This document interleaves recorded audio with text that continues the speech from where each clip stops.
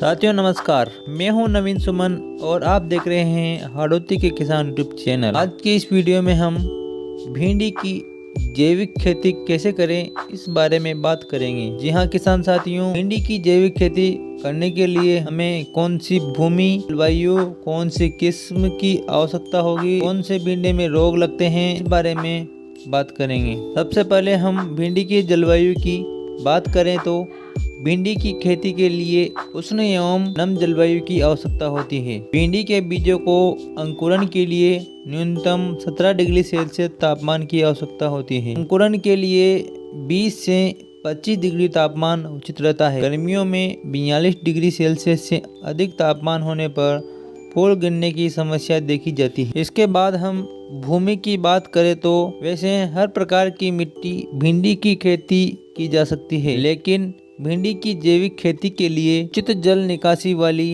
हल्की दोमट भूमि उपयुक्त रहती है, जिसमें कार्बनिक तत्व पर्याप्त मात्रा में हो और पीएच मान 6 से 6.8 के बीच होना चाहिए। पीएच मान 6 से कम होने पर चूने के प्रयोग से इसे सुधारा जा सकता है। इसके बाद अगर हम किस्म की बात करें तो भिंडी की जैविक खेती के लिए बीजों का चयन क्षेत्र में प्रचलित किस्मों के अनुसार करना चाहिए तथा जैविक प्रमाणित बीज ही खरीदने चाहिए। भिंडी की उन्नत किस्मों में आप हिसार उन्नत, VRO से पूसा A4, परभनी क्रांति का अनामिका, वर्षा उपहार, HBH और पंजाब 8 का चयन कर सकते हैं। जबकि हाइब्रिड किस्मों में एडवांटा कंपनी की Radhika, ANR Janvi, Syngenta OH 102, Advanta Naiya, हेम्स की सिंघम, माइको कंपनी की MAHY 28 और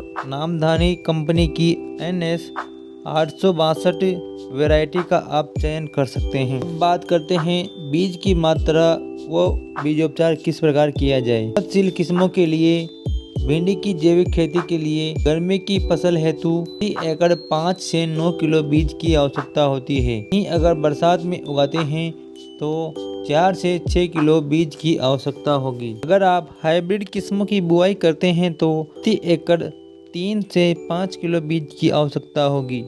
बीज उपचार, भिंडी के बीजों को बीजामृत या ट्राइकोडर्मा से मिश्रित कर लगाना चाहिए। अब बात करते हैं बुआई का समय। ग्रीष्मकालीन फसल के लिए भिंडी की बुआई का समय 15 जनवरी से लेकर 15 मार्च तक उचित रहता है, कि वर्षाकालीन फसल के लिए भिंडी की बुआई मई से लेकर सितंबर तक की जा सकती है। बात करते हैं खेत की तैयारी व बुआई का तरीका। खेत की तैयारी करते समय 2 से 3 बार अच्छी तरह जुताई कर लें तथा अंतिम जुताई से पहले 50 से 100 कुंटल प्रति एकड़ की दर से गोबर की खाद या प्रति एकड़ 30 से 50 क्विंटल केचुआ खाद डालना चाहिए। साथ ही 200 से 400 किलो प्रति एकड़ करंज या नीम की खली भी अच्छी तरह मिला देना चाहिए। जुताई के बाद क्यारियां बना लें तथा इसके बाद ग्रीष्मकालीन भिंडी की लाइन से लाइन दूरी 45 सेंटीमीटर, पौधे से पौधे की दूरी 20 सेंटीमीटर रखकर बिजाई करें। वर्षाकाल भिंडी में लाइन से लाइन की दूरी 50 से 60 सेंटीमीटर, पौधे से पौधे की दूरी 25 से 30 सेंटीमीटर रखें। इसके बाद आता है प्रमुख कीट व रोग।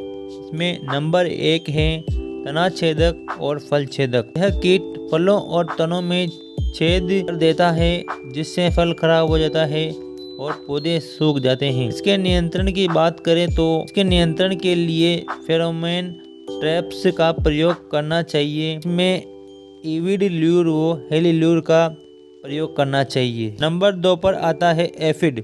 यह कोमल पत्तियों का रस चूसता है, जिससे पत्तियां पीली पड़ जाती है। नियंत्रण, गौमूत्र, नीम या तंबाकू से बनी दवा का छिड़काव करना चाहिए। नंबर 3 पर आता है येलो मोजेक या पीत सिरा मोजेक रोग। यह सफ़ेद मक्खी कीट द्वारा फैलाया जाता है। इस रोग से पत्तियां और उनकी सिराएं पीली चितकबरी पड़ने लगती है और फल भी खराब हो जाता है। नियंत्रण, रोगग्रस्त पौधे को उखाड़ कर जमीन में दबा देना चाहिए।